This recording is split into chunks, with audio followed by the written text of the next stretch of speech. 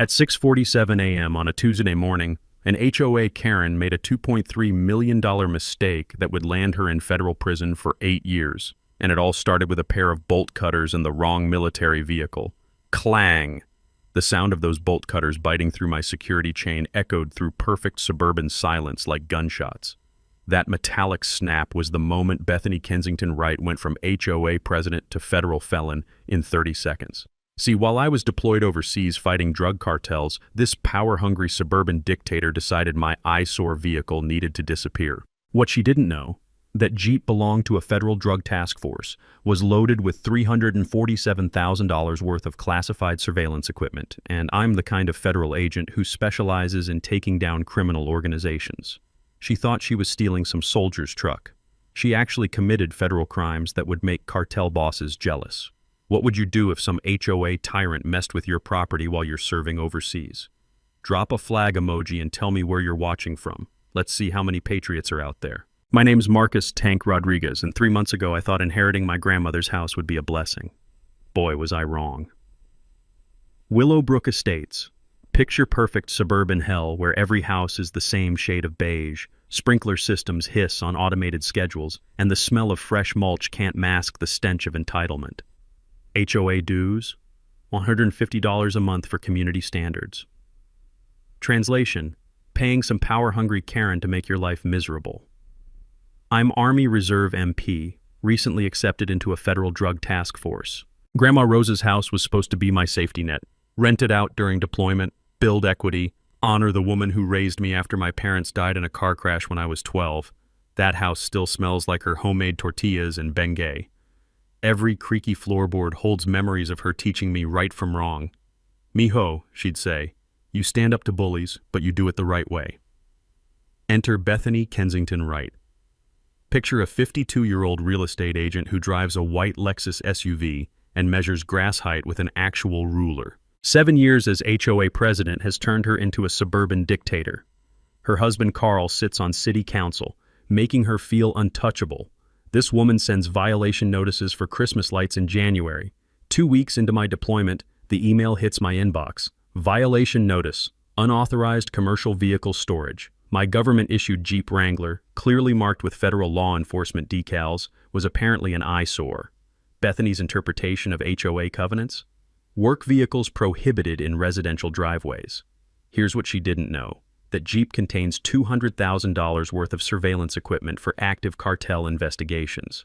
GPS trackers, encrypted radios, covert cameras, federal property that requires department authorization to relocate. The fine? $50 per day, accumulating while I'm dodging bullets overseas. My sister Maya, sweet middle school teacher Maya, tried reasoning with this suburban tyrant.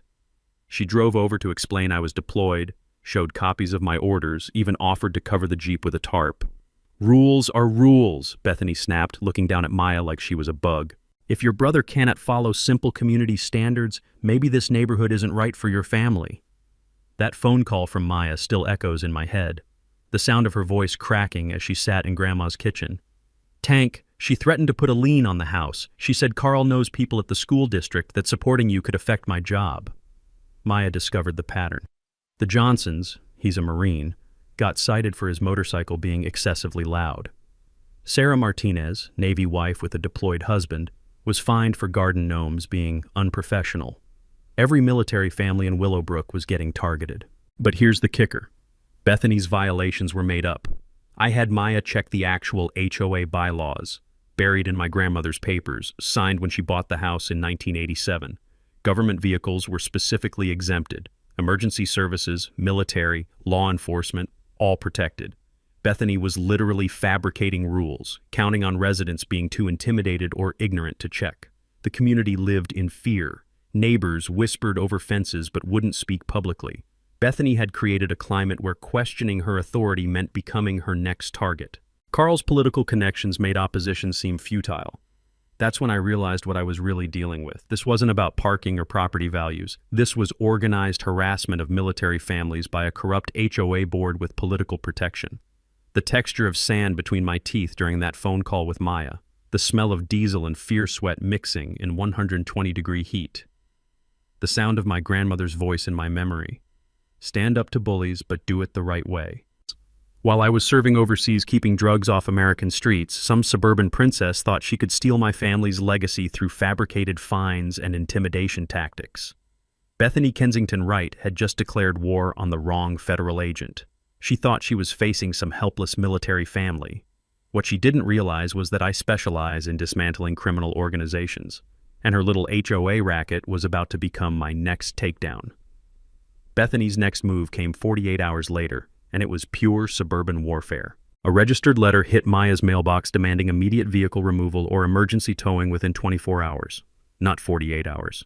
24. This woman was trying to steal federal property while I was deployed overseas. The letter, carbon copied to Carl's city council office and the local police, cited immediate health and safety violations and emergency neighborhood degradation. Complete fiction, but wrapped in official letterhead with legal-sounding language designed to intimidate. Maya called me from Grandma's kitchen, and I could hear the panic in her voice mixing with the familiar creak of those old floorboards. "Tank, there's a tow truck circling the block. The driver keeps looking at your Jeep like he's sizing it up." The smell of Grandma's vanilla candles couldn't mask the scent of fear in Maya's voice. This was psychological warfare, suburban style. That's when I unleashed my first counterpunch. I contacted JAG, Judge Advocate General, military lawyers who specialize in eating constitutional violations for breakfast. Staff Sergeant Patricia Williams took one look at my case file and her expression went from professional interest to righteous fury. "Rodriguez, this woman just threatened to steal federal law enforcement property. That's not an HOA violation. That's a federal felony." Here's something most people don't know.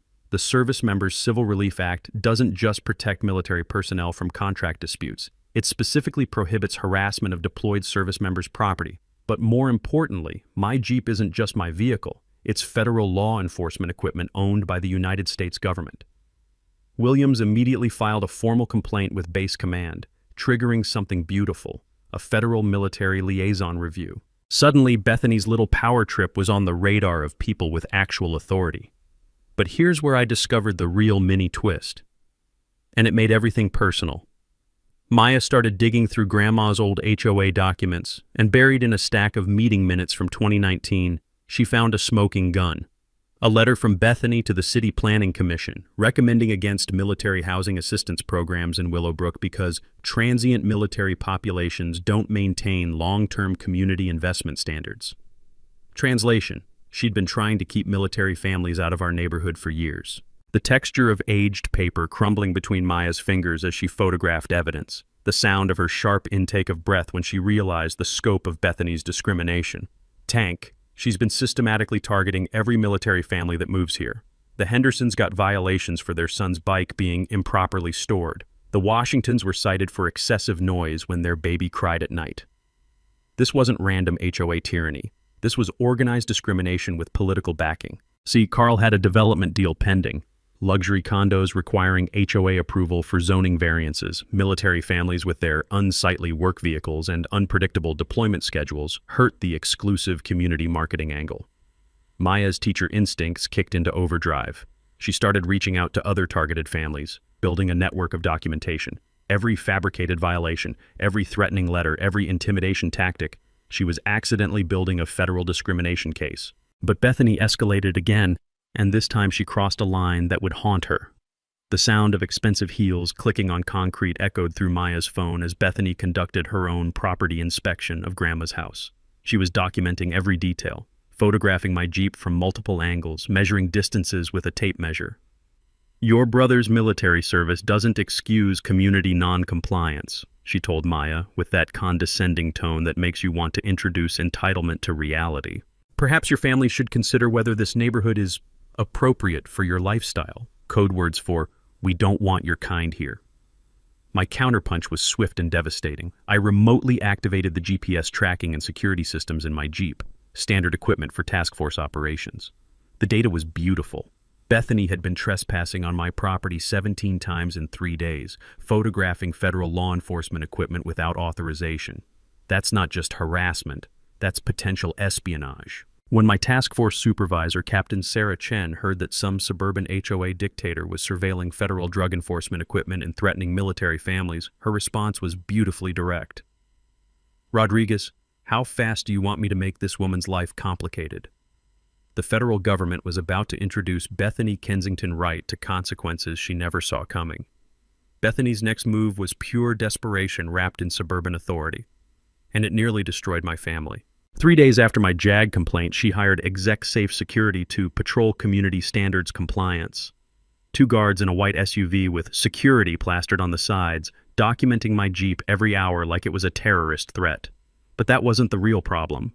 The real problem was what they were telling the neighbors. Maya called me in tears, her voice cracking over satellite connection from some godforsaken desert outpost. "Tank, they're saying you're dangerous, that military vehicles in residential areas create security risks.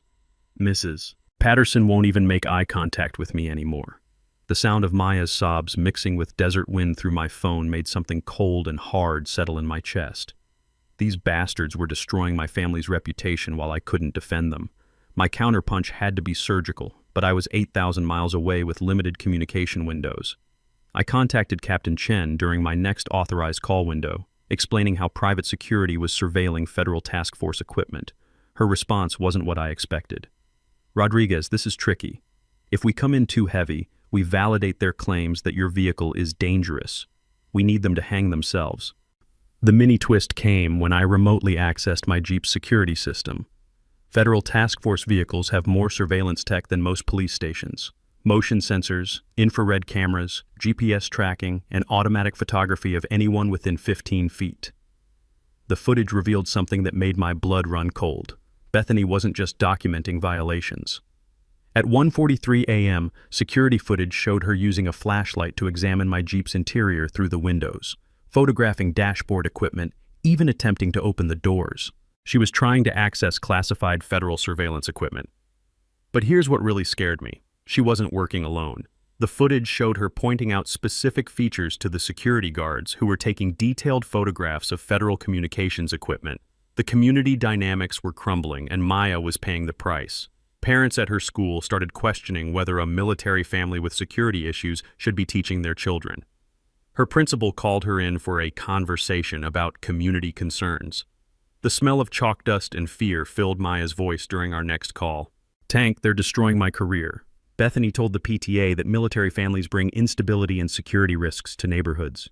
"She's using my job against me." That's when I realized this wasn't just about my property anymore. They were systematically destroying my family's life, and I was helpless to stop it from overseas. The texture of helplessness tastes like sand and rage, sitting in a communication bunker, surrounded by the machinery of war, while some suburban terrorists dismantled my sister's life back home. Bethany's security guards escalated by approaching Maya directly. The lead guard, some failed cop with a power complex, cornered her while she was getting groceries. "Ma'am, we need to discuss your brother's military activities," he said, blocking her path to her car.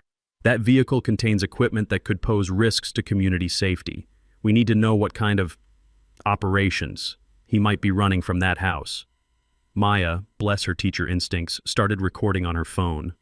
"Are you suggesting my brother, who's serving overseas protecting our country, is some kind of threat to American families?" she asked, voice steady despite the tremor I could hear. The guard stepped closer, invasion of personal space designed to intimidate. "Military personnel sometimes bring home problems. PTSD, weapons, surveillance equipment. We're just ensuring community safety." They were painting me as a dangerous, potentially unstable veteran. Classic military discrimination wrapped in community safety language. But Maya's recording captured something beautiful. The guard admitting they were investigating surveillance equipment in my vehicle. That statement just became evidence in a federal espionage case. My counterpunch came through channels Bethany never saw coming. Captain Chen contacted Exec Safe Security's Federal Licensing Bureau, informing them their guards were conducting unauthorized surveillance of classified government equipment. The guards vanished overnight, but their security company now faced federal investigation for espionage activities. Bethany's response to losing her muscle was pure panic. She filed emergency complaints with every agency she could think of: police, fire department, code enforcement, even animal control. But she'd just created a paper trail documenting her obsession with federal property. The war was escalating, and I was still stuck overseas while my family took casualties. But Bethany had no idea she'd just triggered protocols that would bring the full weight of federal law enforcement down on her suburban kingdom. Bethany's desperation reached critical mass at 6:47 a.m. on a Tuesday morning. and Maya's security camera caught every federal crime in high definition. The sound I'll never forget. Clang, clang, clang. Bolt cutters biting through my security chain, each metallic snap echoing through suburban morning silence like gunshots. Maya's phone buzzing me awake in a deployment tent 8,000 miles away, her voice pure panic. "Tank, she's cutting your locks. She's got bolt cutters and a tow truck, and she's stealing your Jeep right now." Through Maya's phone camera, I watched Bethany Kensington Wright commit multiple federal felonies in real time. Hair disheveled, still in her bathrobe, she'd hired Discount Dave's towing with cash. No paperwork, no questions.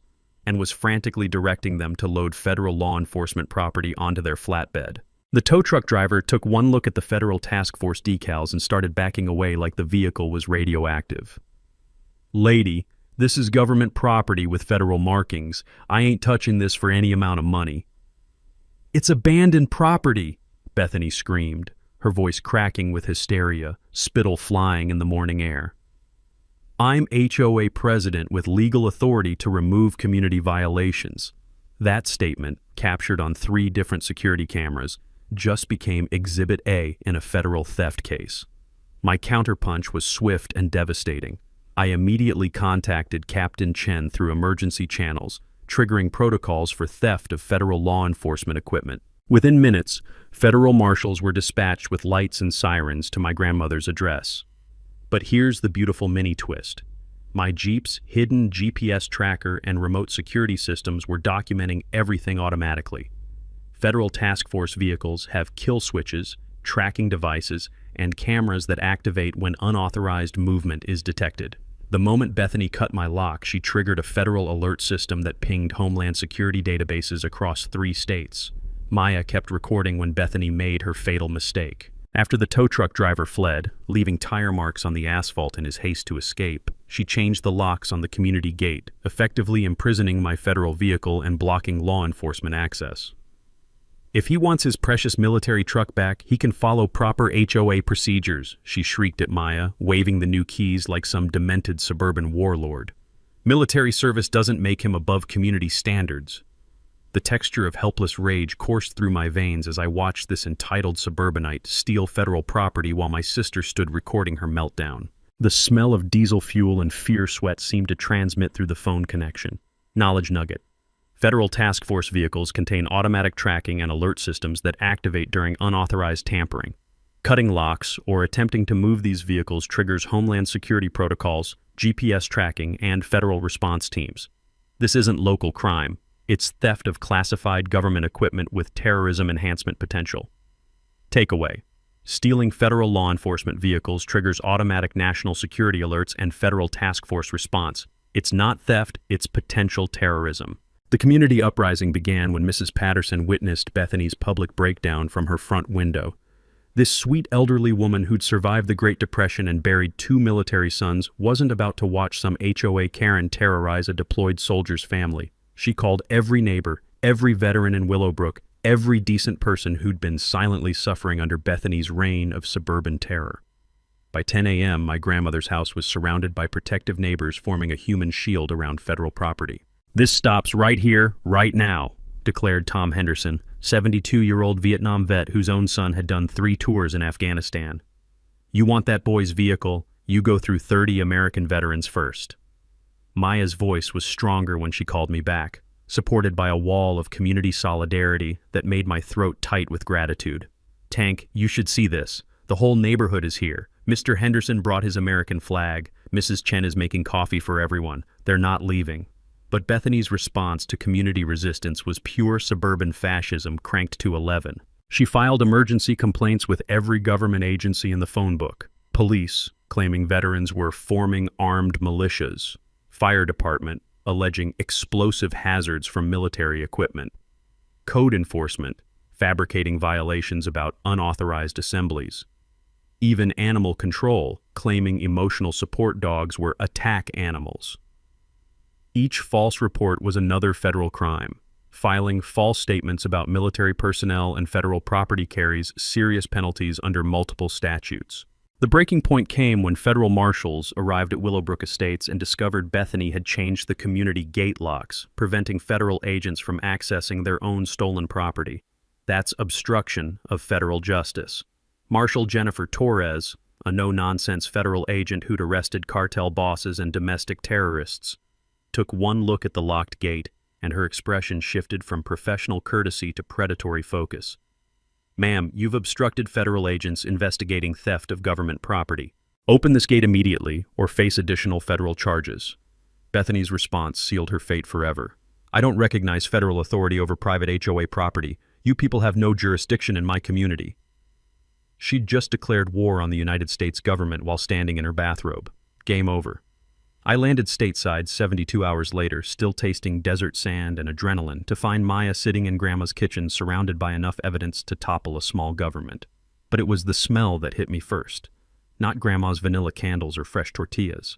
It was the scent of desperation and fear that had soaked into these walls while I was gone. "Tank, you need to see this before the feds get here," Maya said, her hands trembling as she spread documents across Grandma's dining table. "I found something that changes everything." The manila folders contained 5 years of HOA financial records, meeting minutes, and correspondence that Maya had somehow acquired through what she called her teacher network. But buried in the stack was a document that made my blood run cold. A contract between Kensington Urban Holdings and Eastbrook Development Corporation, dated 6 months before I inherited Grandma's house. The subject line read, "Willowbrook Estates Acquisition Strategy, Phase 2 Implementation." "Tank, they weren't just harassing military families randomly," Maya whispered, her teacher instincts having transformed her into an accidental detective. "They were systematically clearing properties for a massive development deal." The texture of aged paper crumbled between my fingers as I read the details. Carl's company had pre-sold 47 properties in Willowbrook to a national development corporation for luxury condos, properties they didn't even own yet, including Grandma's house. "Look at the target list," Maya said, pointing to an appendix that made me want to punch something. Every military family, every elderly resident, every person who couldn't fight back against bureaucratic harassment, all marked for acquisition facilitation. The Hendersons, the Martinez family, Grandma Rosa, all targets in a coordinated campaign to force sales at below-market prices. But here's the revelation that changed everything. Bethany had been forging HOA violations. Maya showed me the original 1987 HOA bylaws, the real ones, not Bethany's fabricated versions. Military vehicles weren't just allowed, they were specifically protected under federal compliance requirements. "Tank, she created fake rules and counted on people being too scared or ignorant to check," Maya said, her voice gaining strength. "But there's more." The HOA financial records revealed systematic embezzlement. Over 3 years, $184,000 in community funds had been diverted to Carl's development company through fabricated consulting contracts and community improvement projects that never existed. Knowledge nugget: when HOA boards divert community funds to personal businesses without resident approval, it becomes federal mail fraud if any communications crossed state lines.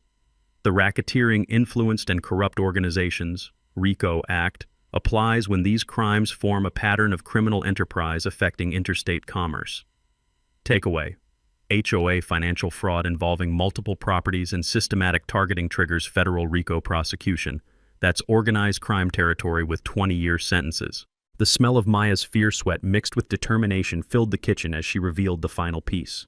"Tank, I think they killed her." She showed me violation notices sent to Grandma during her final hospice weeks. Citations for property maintenance failures and threats of legal action against a dying woman who couldn't even get out of bed. The stress of fighting these fake violations. Her blood pressure spiked every time one arrived. The hospice nurse said she kept asking if we'd lose the house. The sound of my grandmother's voice echoed in my memory. "Mijo, don't let them take our home." I'd thought she was delirious from medication. She was warning me. Maya's transformation was complete. No longer the scared teacher being bullied by suburban tyrants. She'd become a warrior armed with evidence and righteous fury. "Tank, this isn't about your Jeep anymore. This is about organized crime disguised as community governance. They've been destroying families for profit." The power dynamic hadn't just shifted, it had exploded. Federal prosecutors were about to inherit a RICO case involving fraud, conspiracy, civil rights violations, and elder abuse. But the real revelation? I wasn't fighting for my property anymore. I was fighting for my grandmother's memory and every family they'd destroyed. The war had just become personal in ways Bethany never saw coming. The war room materialized in Grandma's living room within 48 hours, and the irony wasn't lost on me.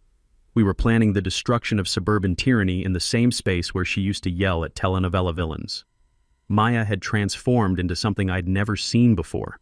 The scared teacher was gone, replaced by a strategic mastermind coordinating between federal agents, veteran networks, and an army of pissed-off neighbors. The smell of serious government business, burnt coffee, stress sweat, and legal documents had replaced Grandma's vanilla candles forever.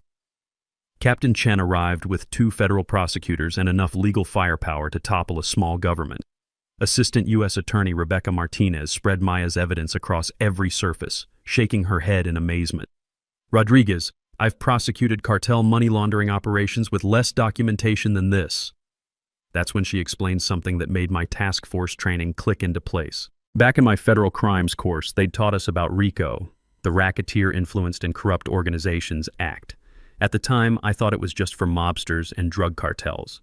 Turns out, when suburban tyrants engage in systematic fraud and discrimination affecting multiple states, they become federal organized crime.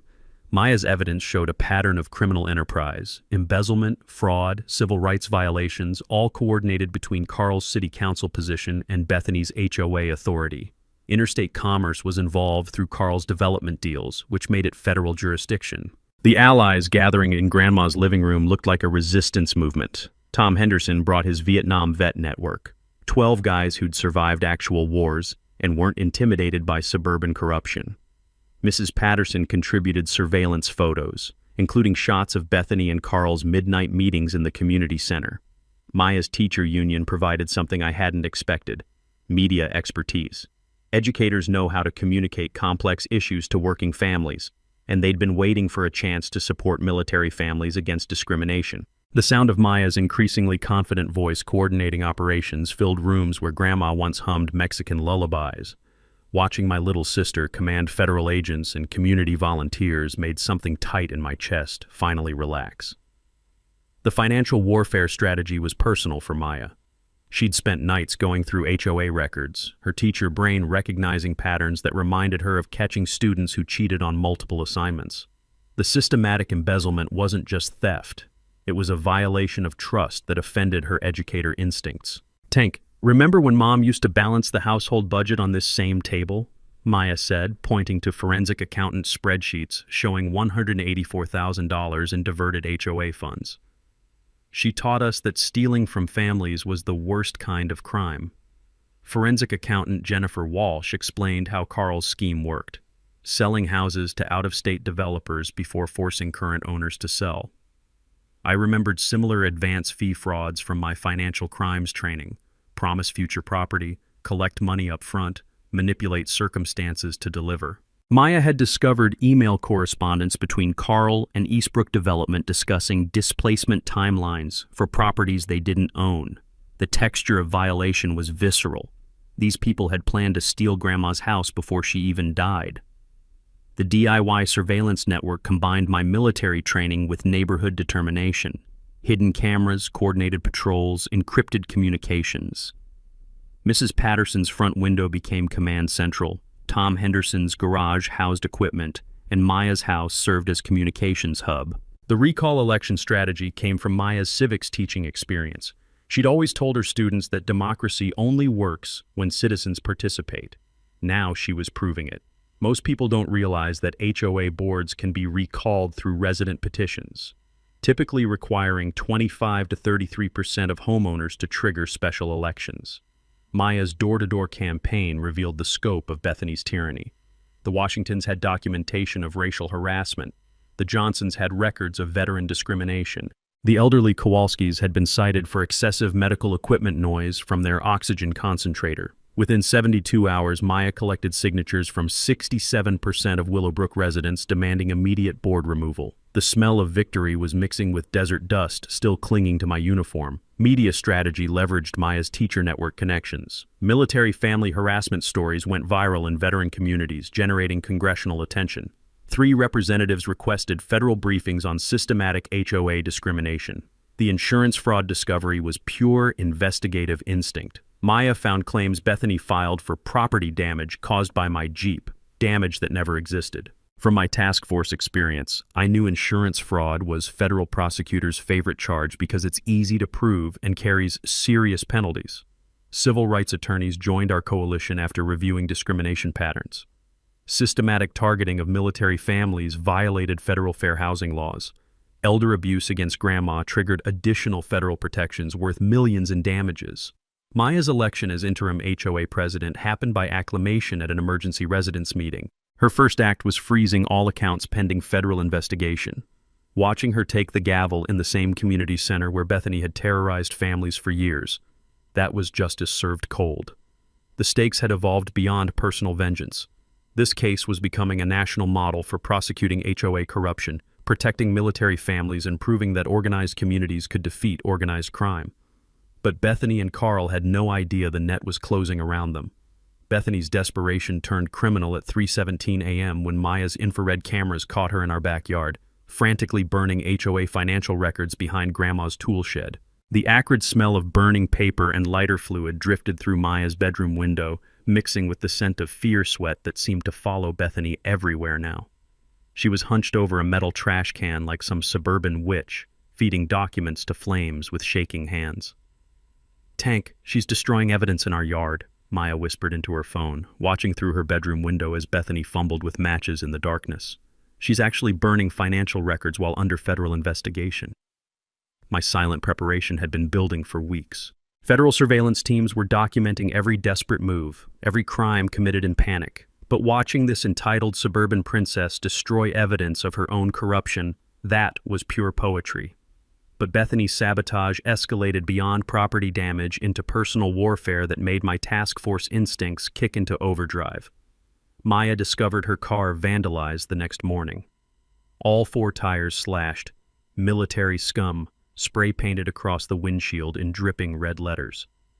The sound of broken glass crunching under Maya's feet as she circled the damage made something cold and calculating settle in my chest. The texture of helpless rage was familiar from deployment, watching enemies attack people you can't protect. But this wasn't some foreign battlefield. This was suburban terrorism against my family. My countermove was professionally satisfying. I called Captain Chen, who made one phone call that changed everything. Federal protective detail was assigned to Maya and other witness families.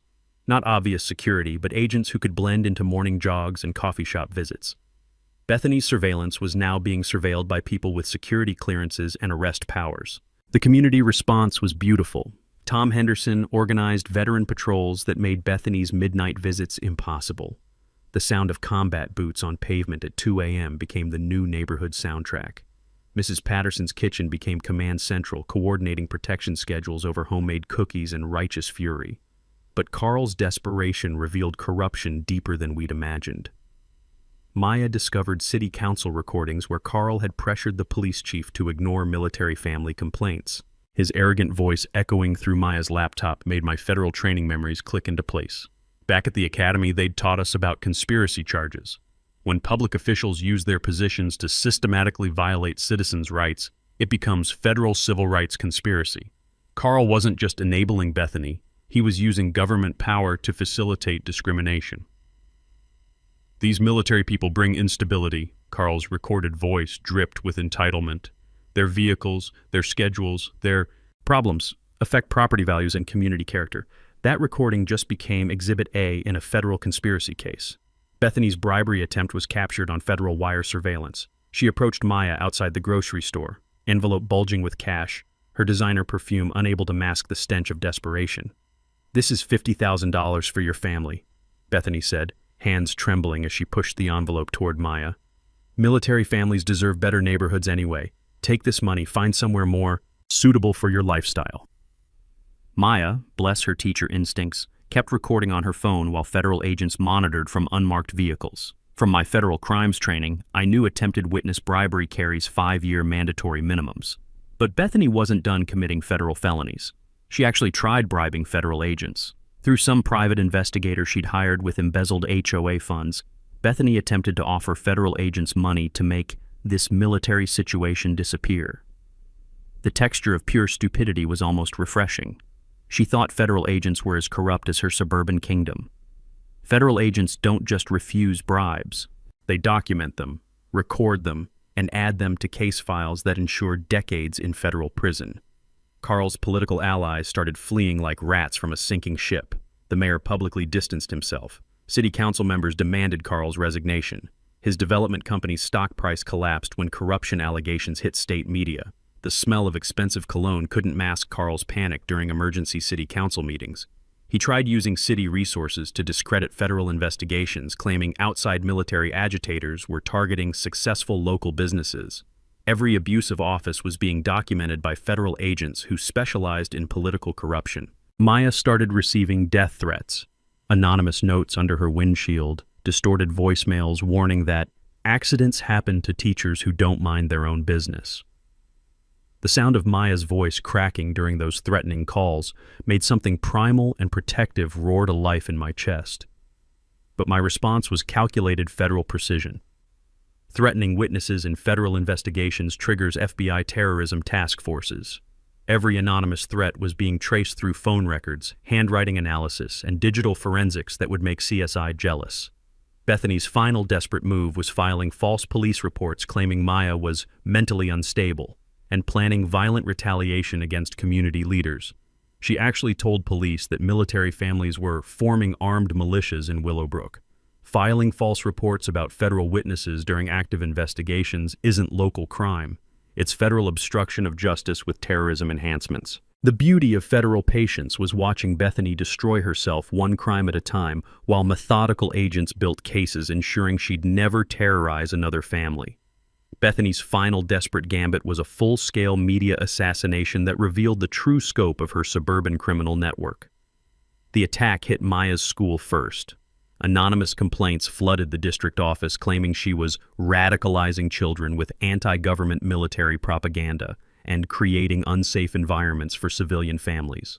The sound of Maya's voice cracking during her panicked phone call made my hands clench into fists. "Tank, they're trying to destroy my career," she whispered from her empty classroom, the familiar smell of chalk dust and children's innocence now tainted with fear. "Parents are demanding I be fired. The principal called me in for emergency discussions about my associations with unstable military elements."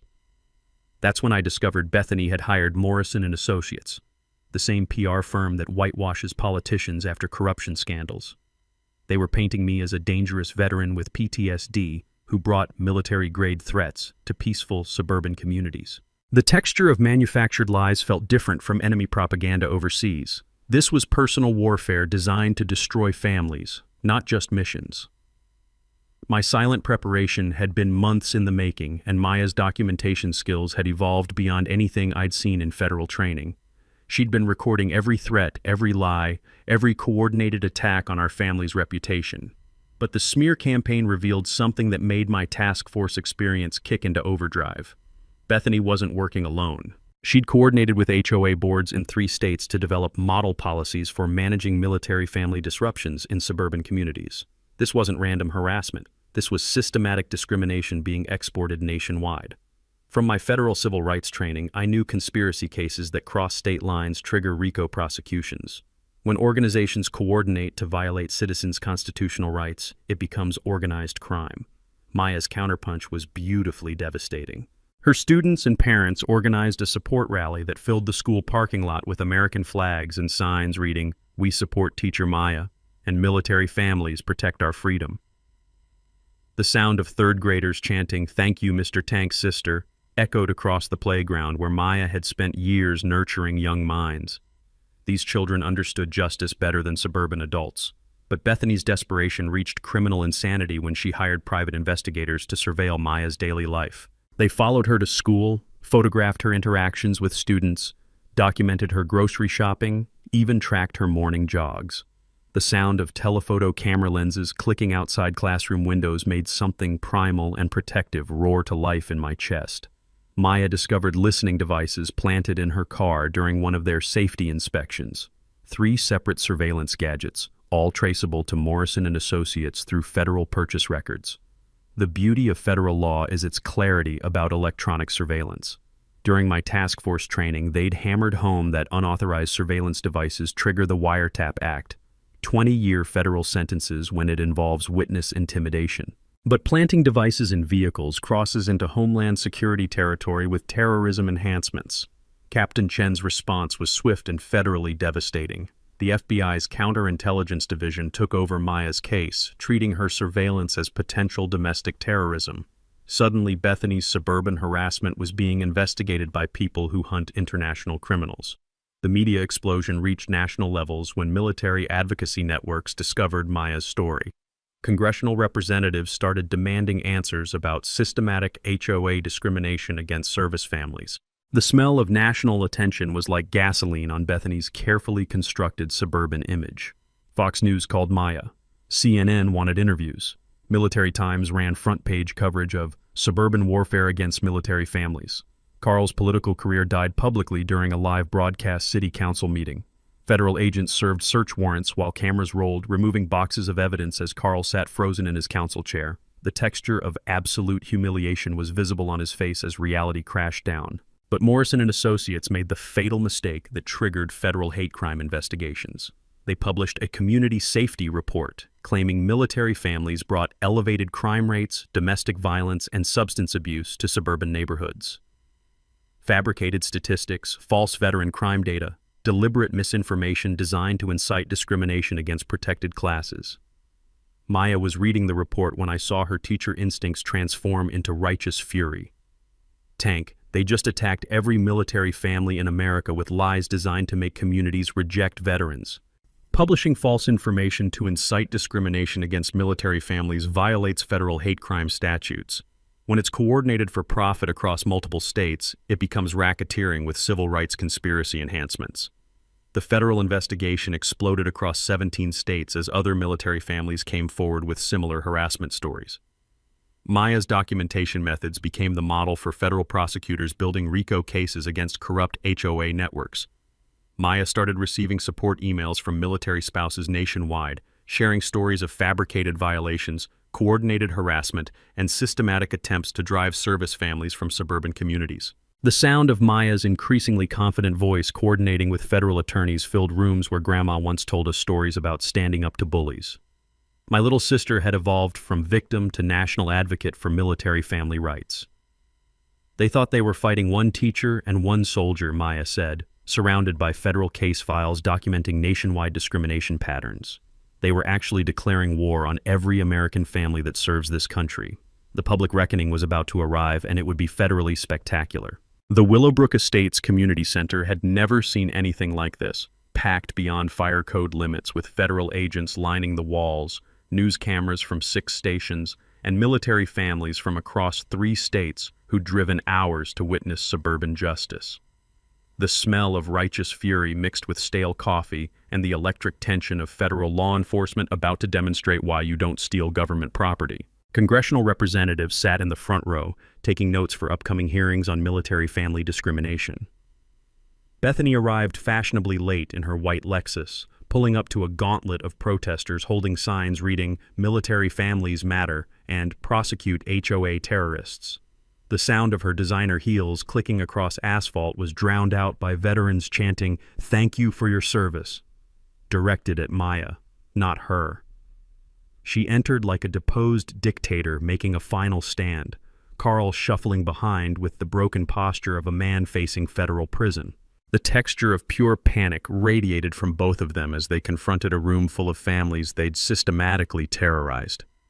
Maya took the podium first, no longer the frightened teacher being bullied by suburban tyrants. She'd evolved into something powerful, a national advocate whose voice now carried the authority of federal backing and congressional attention. For 5 years, these people used their positions to wage war against military families. Maya began, her words echoing through speakers broadcasting live across social media platforms.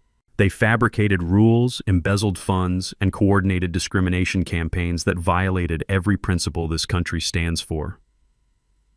Thunder rolled through the community center as the crowd erupted in applause that shook the windows. Federal prosecutor Rebecca Martinez stepped forward with evidence boxes representing months of investigation into what she called organized suburban crime. Her voice carried the weight of federal authority that makes criminals realize their amateur hour is over. The United States government has compiled overwhelming evidence of criminal conspiracy involving federal property theft, civil rights violations, witness intimidation, embezzlement, and obstruction of justice, she announced, each charge hitting like a judicial sledgehammer. Tom Henderson spoke for the veteran community, his Vietnam-weathered voice trembling with emotion. My son served 3 tours protecting this country's freedom. These people thought they could spit on that sacrifice for their personal profit. Today, they learn they were wrong. But the mic drop moment belonged to me. I approached the podium feeling Grandma's presence, her voice echoing in my memory. Stand up to bullies, mijo, but do it the right way. This was the right way. Bethany Kensington Wright thought she was cutting locks on some soldier's personal vehicle, I said, my voice cutting through absolute silence. What she actually did was interfere with an active federal drug operation, compromise classified surveillance equipment, and steal property belonging to the United States government. The collective gasp that filled the room sounded like air being sucked from the building. That Jeep contained surveillance equipment worth $347,000 and evidence from ongoing cartel investigations spanning 4 states. When she cut those locks at dawn, she didn't just commit theft. She compromised national security operations that keep drugs off American streets and protect American families. Bethany's face went the color of old concrete as the true scope of her federal stupidity became clear. She'd graduated from suburban bully to someone who'd interfered with national security. But her real crime wasn't stealing my vehicle, I continued, feeling years of rage transforming into something cold and judicial. Her real crime was waging systematic warfare against military families, using government corruption to steal from the community that trusted her, and believing that suburban entitlement trumped federal law.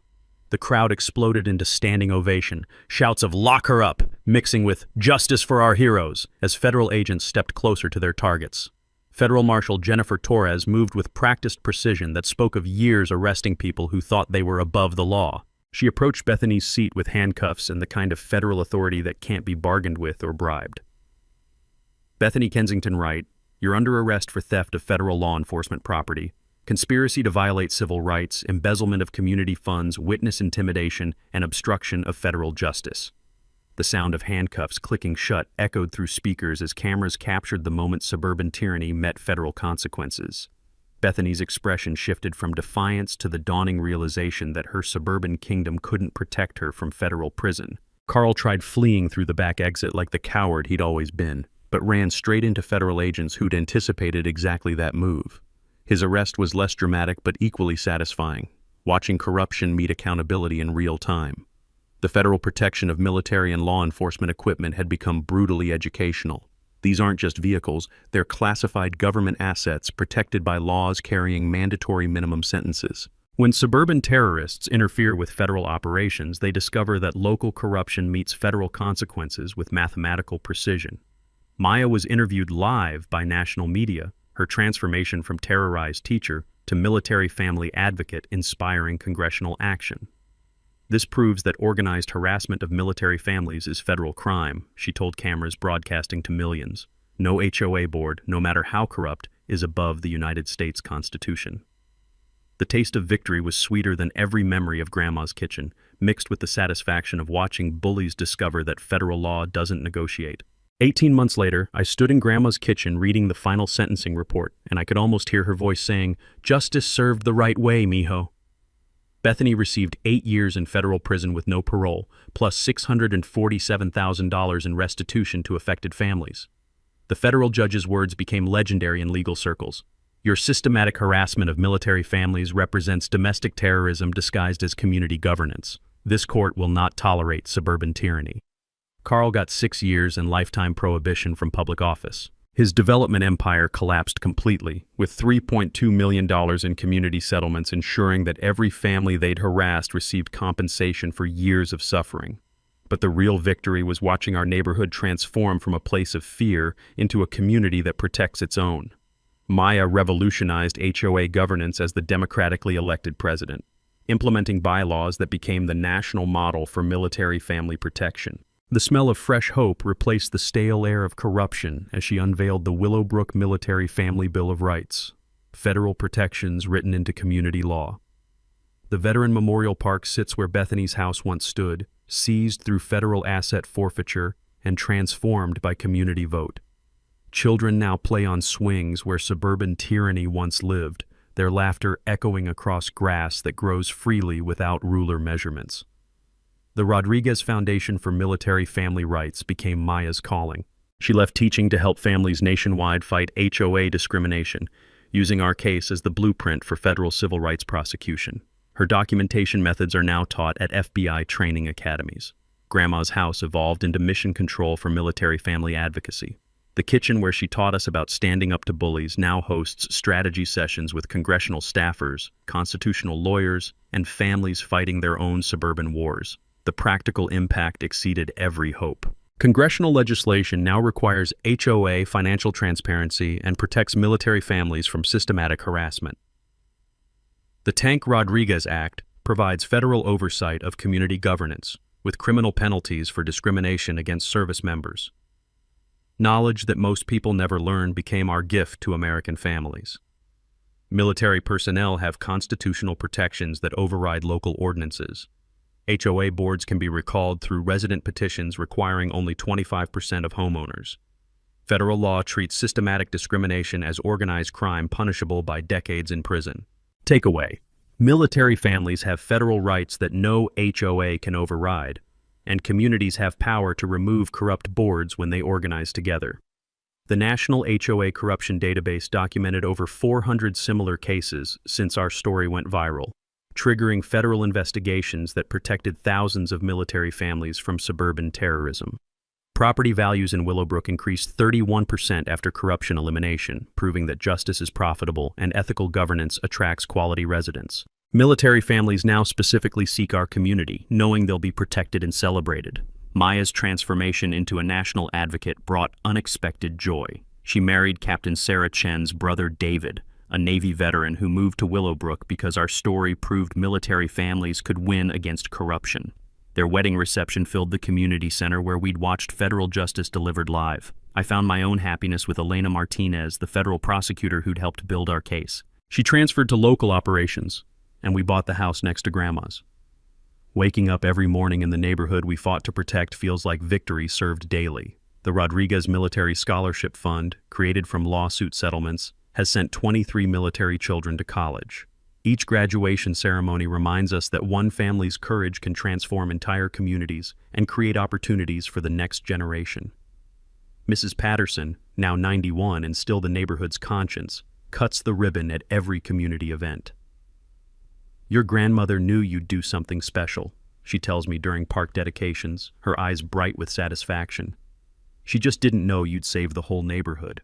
At the moment that made everything worthwhile came during our first annual Freedom Day celebration. Hundreds of military families gathered in the park where Bethany's tyranny once lived, sharing stories of victory over suburban corruption. The sound of children's laughter mixing with veterans' pride, the smell of barbecue and freedom filling air once poisoned by fear. The texture of Maya's hand in mine as we watched families gather safely in the community Grandma loved. But my favorite moment happens every morning when I see Old Glory flying over houses where military families live without fear of harassment. This is what victory tastes like: justice served, community healed, and the knowledge that bullies can be defeated when good people organize and fight back. Share your HOA nightmare story in the comments. The Rodriguez Foundation provides free legal assistance to military families fighting suburban discrimination. Subscribe for more stories about defeating corruption through community courage, and hit that notification bell if you believe every veteran deserves a safe home. From all of us here at HOA Stories, thanks so much for watching today's HOA Karen Meltdown. If you enjoyed seeing neighbors stand their ground and karma catch up, smash that like button, leave a comment with your thoughts, and subscribe so you won't miss the next HOA drama we bring you.